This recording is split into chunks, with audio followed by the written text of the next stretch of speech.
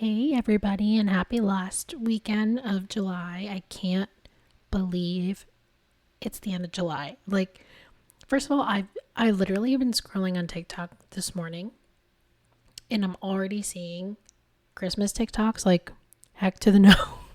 First of all, I'm not even ready yet. I'm not even close.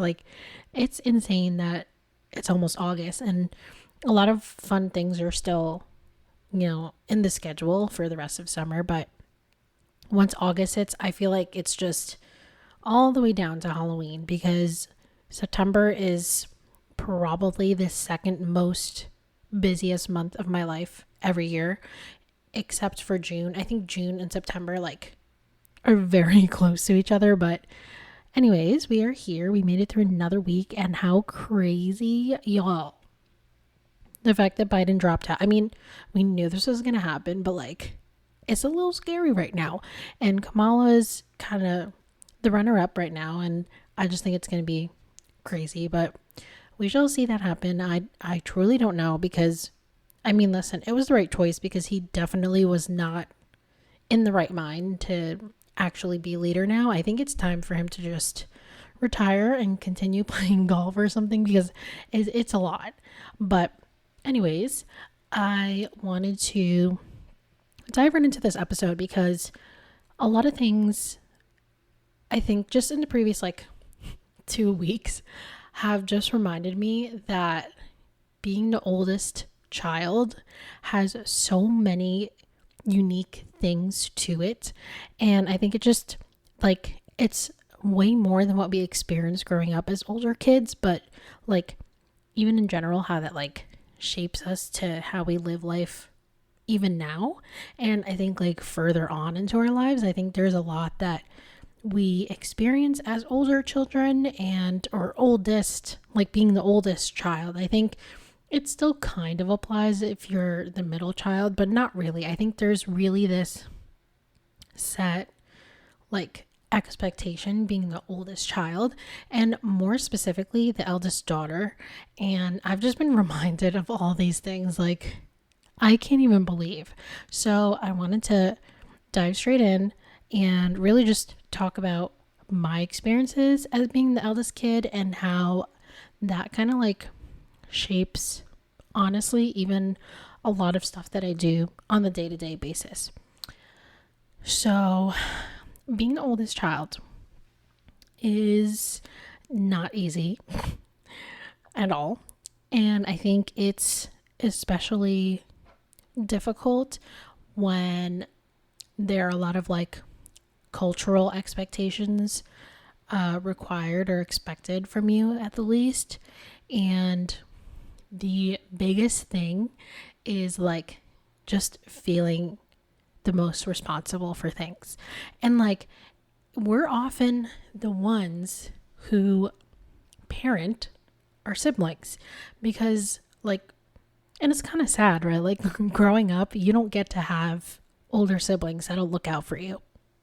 I can't even think of all the times where either my siblings needed someone to talk to or just didn't know who to go to, and luckily I was there to talk to and give guidance because I've already been there. And I think it's just so crazy because we, as the eldest kids, eldest daughters, don't get to have that. And I almost feel how the oldest child looks at life versus, let's say, the next child in line or the youngest, there's a ton of questions. I'm trying to think of the word, a ton of open questions as the oldest kid because you don't have guidelines or experiences to pave the road for you.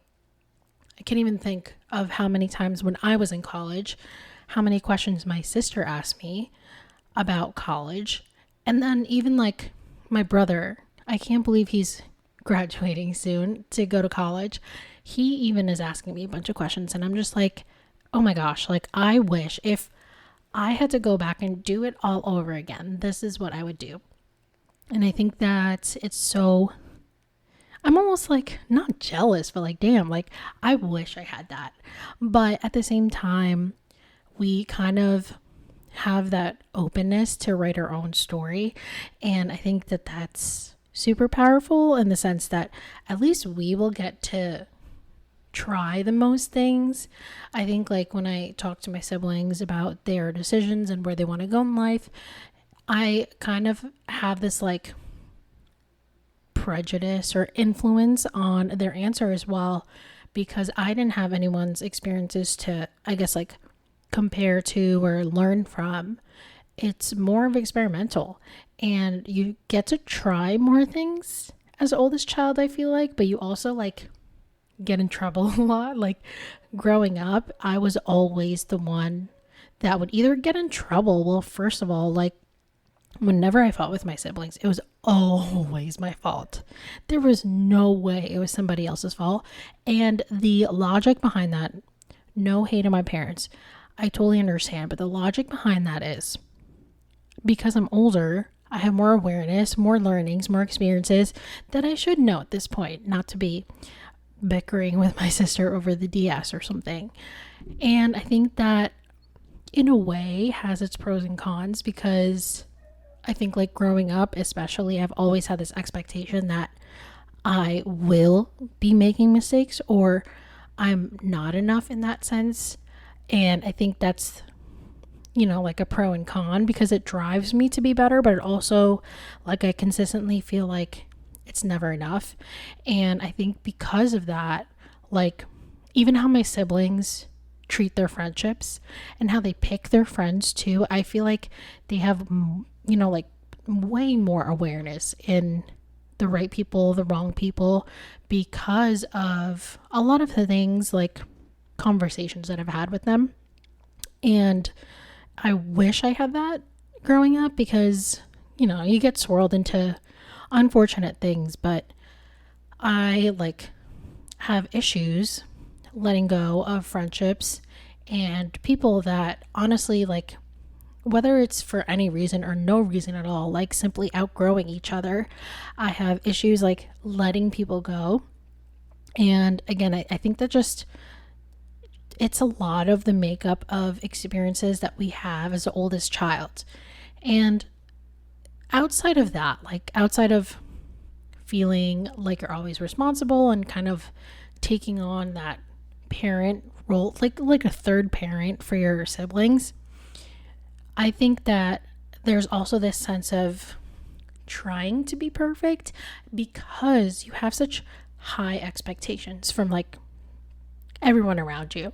I can't even imagine or like remember how many times I would be in class or like in college or even in school, just high school, where there was a time that somebody had told me like, you know, your parents are going to be so proud of you. You're going to be the first child to do this. Like, you know, I had this pressure that, oh, I have to set really high expectations for myself, because not only do I want to make my parents proud, but I also got to set expectations for my siblings. And I think that was very difficult because it's just added stress.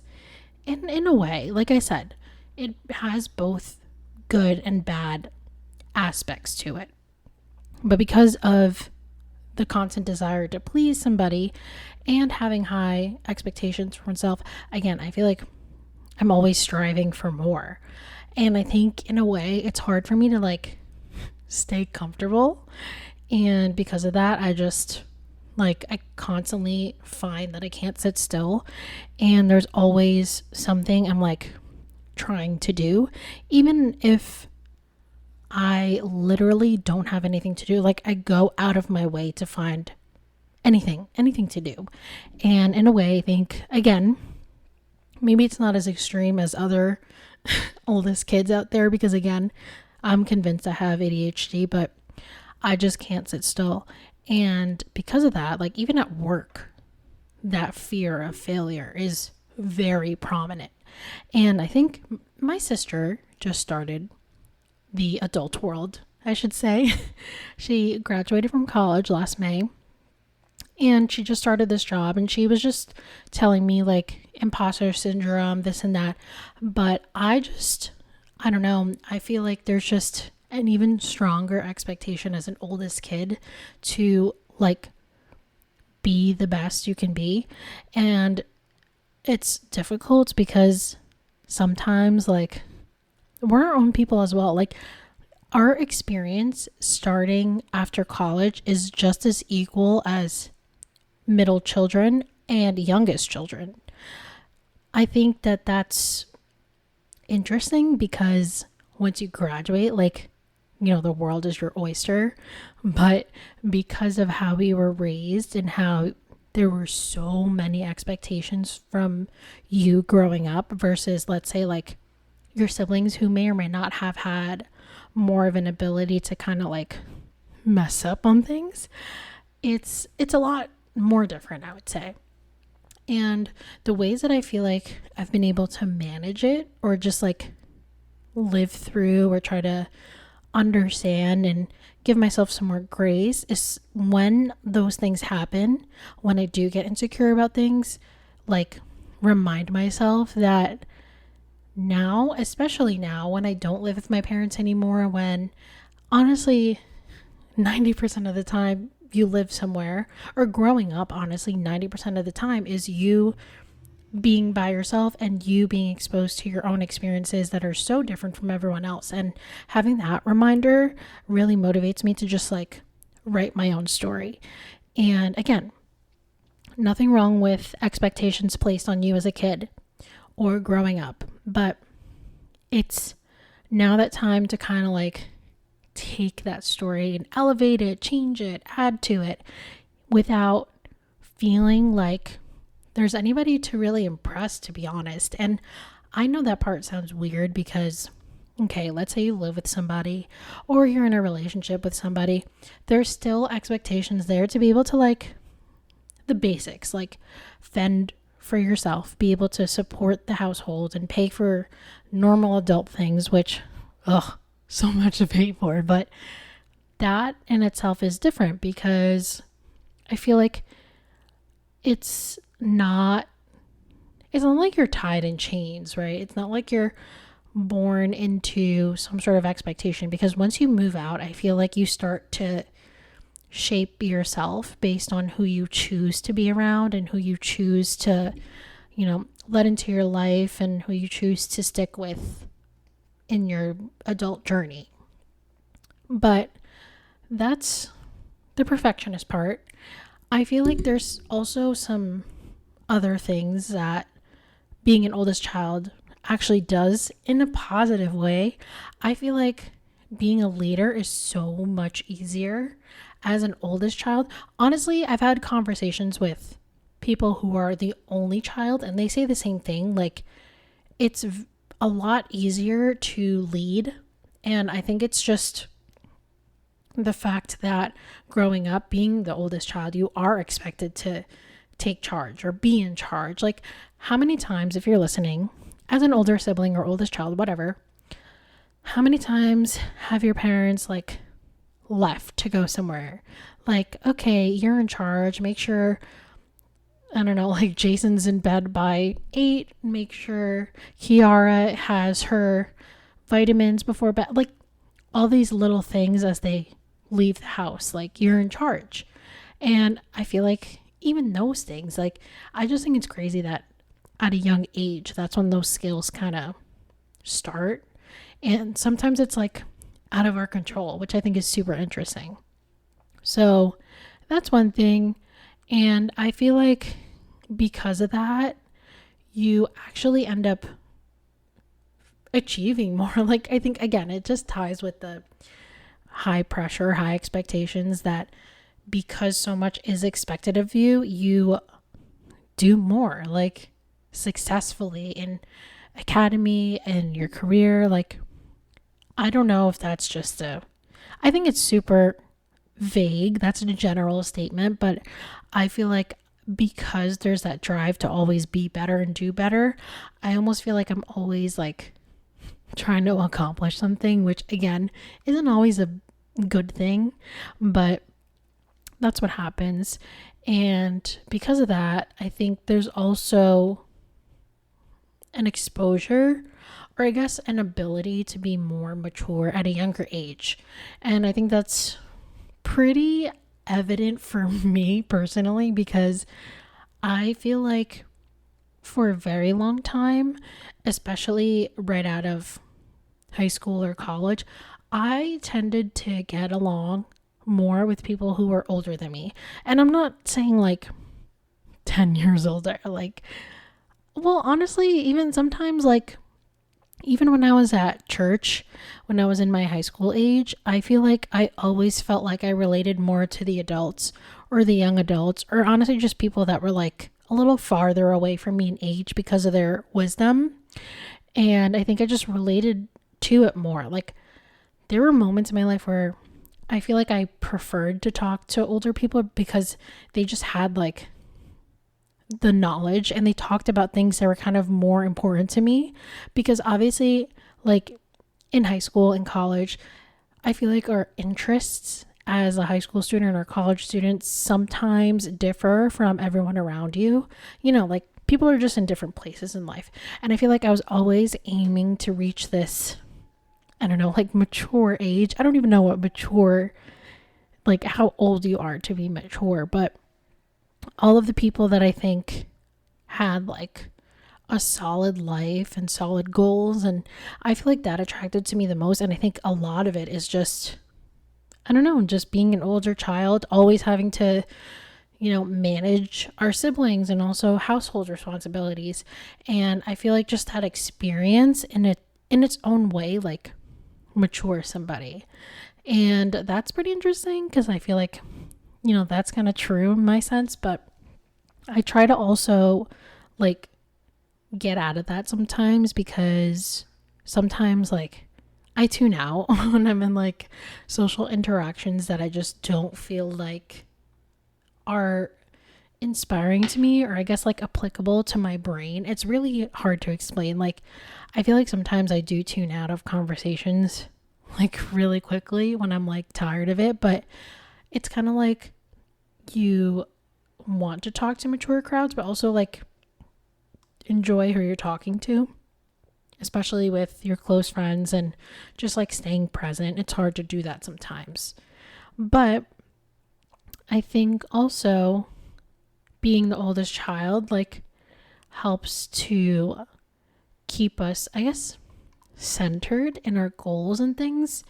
I feel like because of that, we have issues when we can't reach that goal, or like we're falling behind from progressing towards that goal. And I think, again, a lot of that has to do with people pleasing and just feeling to have the need to, you know, impress your parents or make them happy, for example. And it kind of just ends up being applied to yourself, where you do set these goals for yourself, and then, you know, God forbid, you're like 2 years behind from getting a house, for example, because this is a big one for me.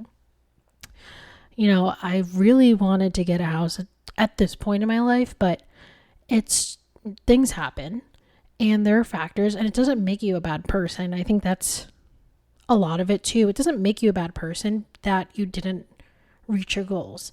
That's like the main point in life, is to have goals, right? Like, I've said this before, but going up that hill is more valuable than when you actually get to the top.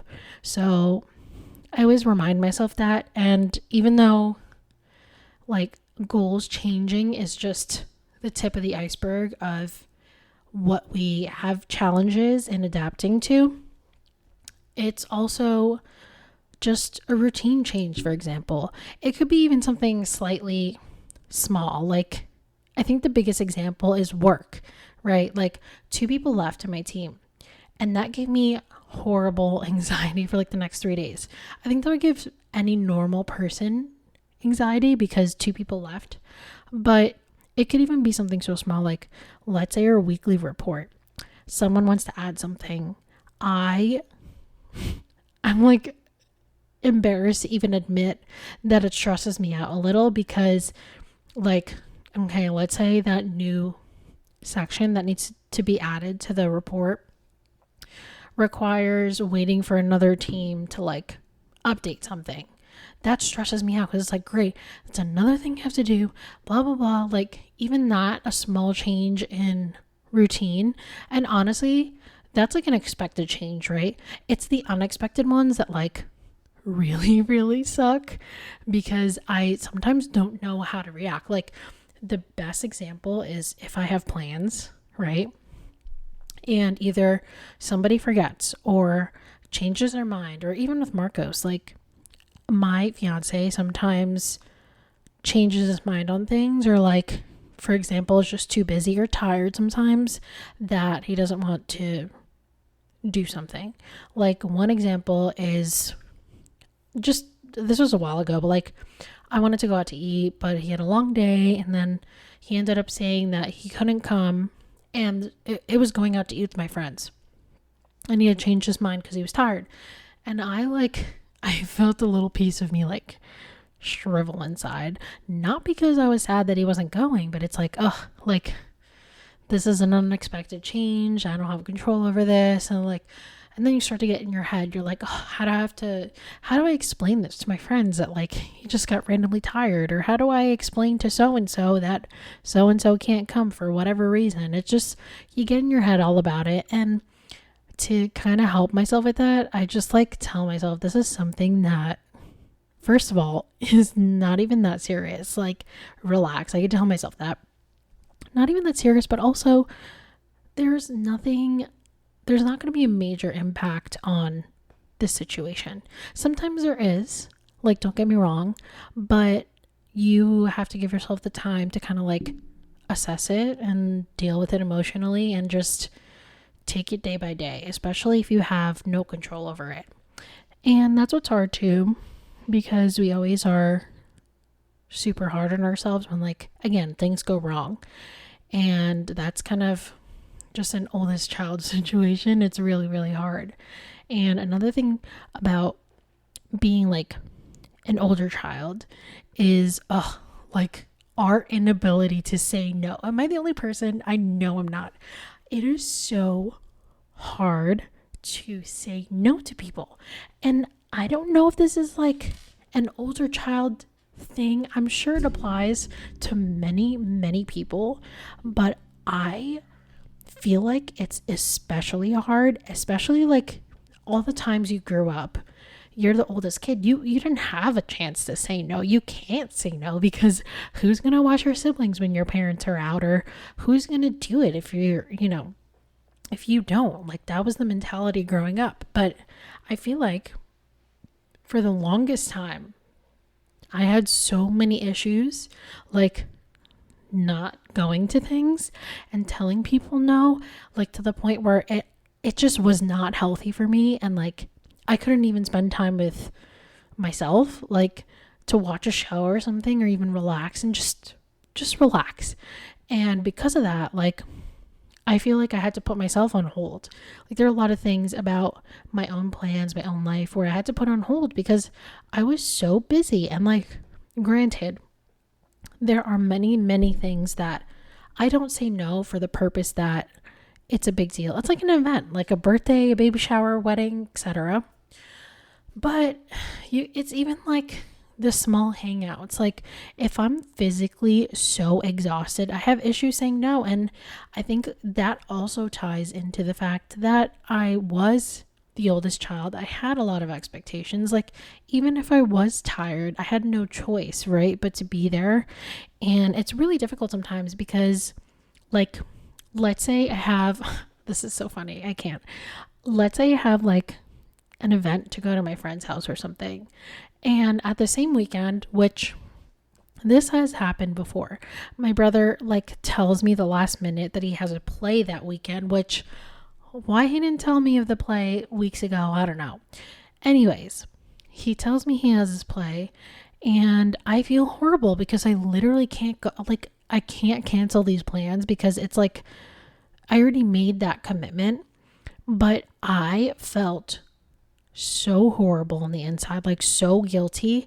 And the way that I was beating myself up is wild. Like, you I think, especially if you are an oldest child listening, you have to give yourself more grace. Like, if you physically can't go somewhere because you have personal commitments, a test, for example, or you're exhausted from work, or you just don't feel like going, I don't know why it's so hard to say no.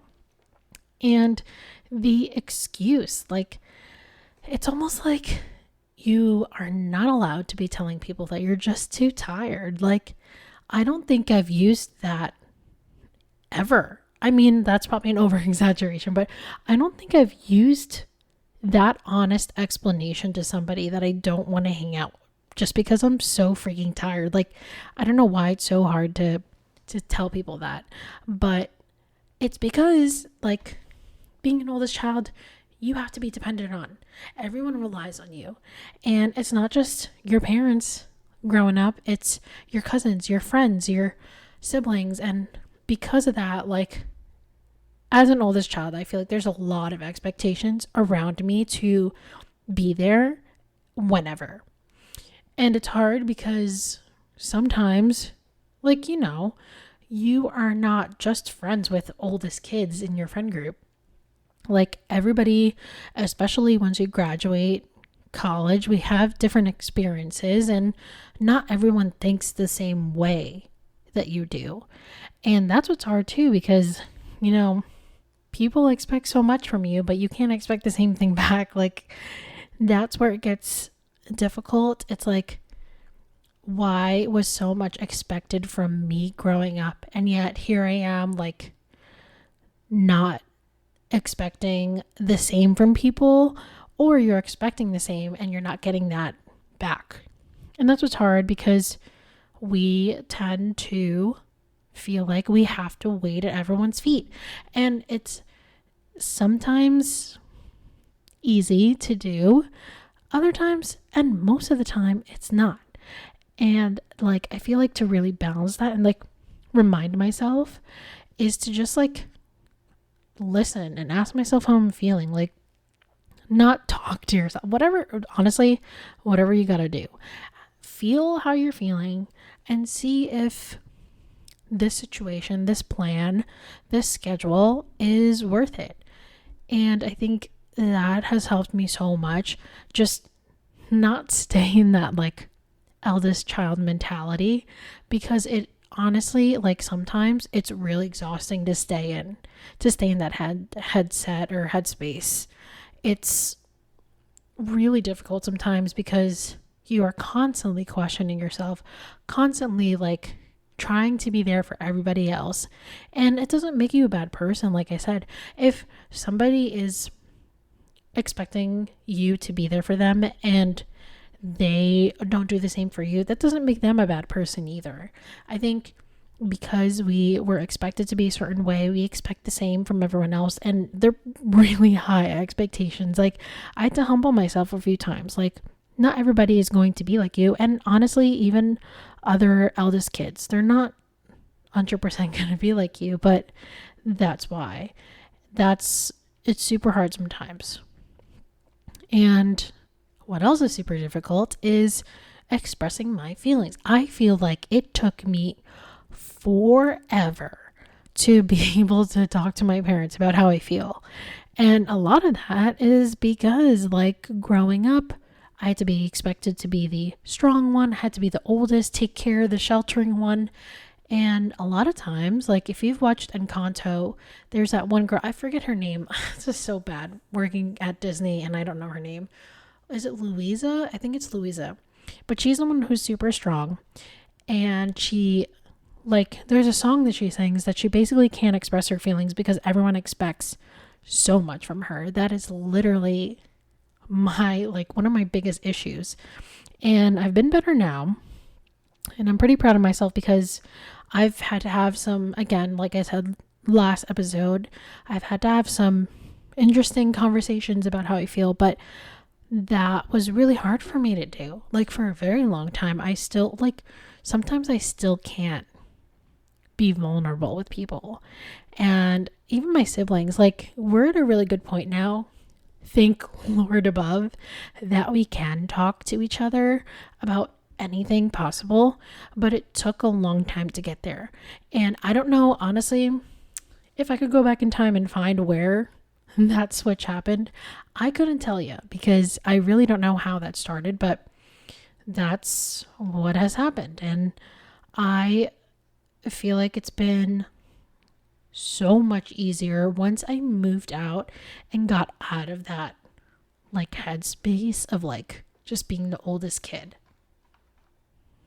And honestly, like it still follows me like oldest child things because there's also this authoritative personality that I have that sometimes it's hard because I definitely still have sometimes issues trying to let other people be the leader and kind of like sharing the spotlight in many like planning things. And honestly, I think that's like, to be honest, I think that's why I enjoyed wedding planning so much, because I got to be my own authority. Basically, I got to be in charge and I really enjoyed that.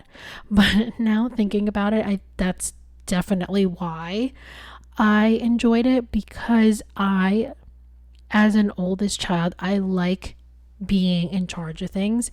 And even when we plan trips with my siblings or my family, or even trips with my now husband, I feel like I always want to be the one.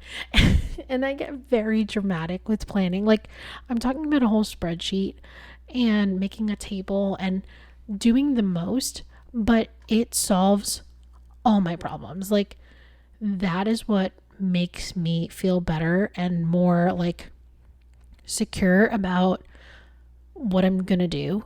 And it's not just applicable to my trips, it's like applicable to every little aspect of my life. I literally have a list for everything. It's really sad, but am I the only one? Like, do you guys also have lists and things that you like write everything down at all times and just trying to keep track of it? It's very difficult.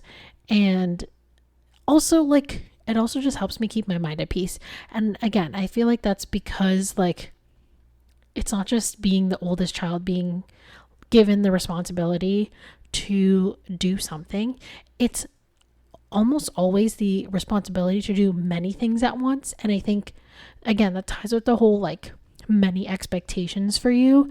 But even that has made me just like constant. I feel like I'm always on. Like the switch in my brain is always on. And I don't know if that's just an older kid thing or just the fact that I'm convinced I have ADHD, but it's that drive and constantly worrying because of that. And it's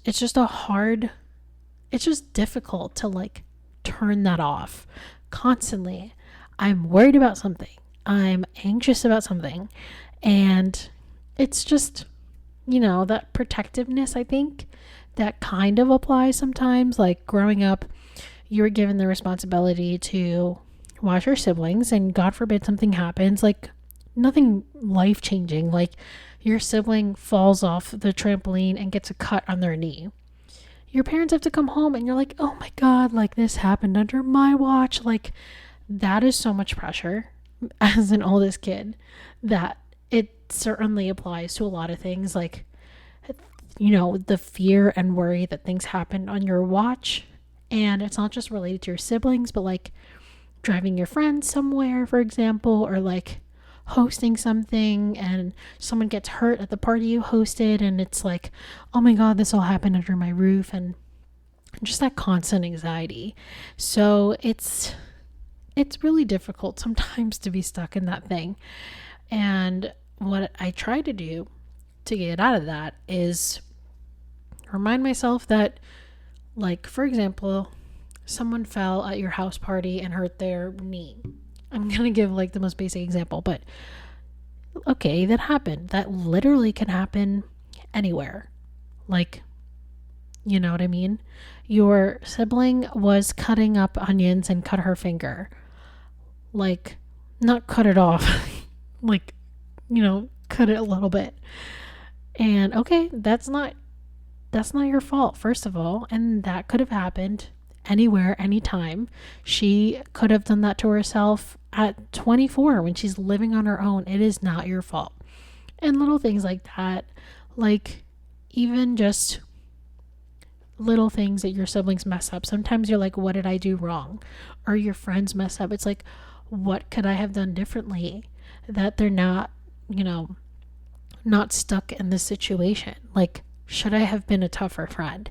Should I have convinced that friend to not pursue more from their situation? And should I have influenced my friend to say something about it before it got worse?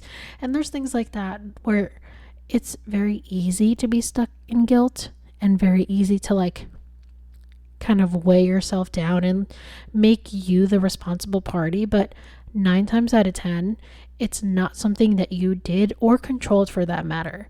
And I think that's the hardest part to kind of like forget as an oldest child, because you always, that's kind of like your fallback. Like everything that happens is because of you. And what a powerful statement. Like, this is all you. How scary is that?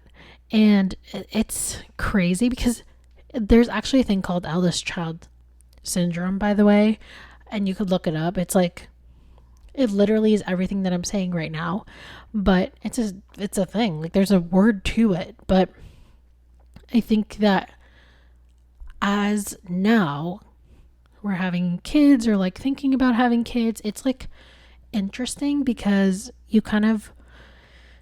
we always say we don't want to do like a lot of what our parents do, but unfortunately it is a cycle. Like, our first children will have similar first child experiences as you, if you're the first child, or whoever the first child was in your family.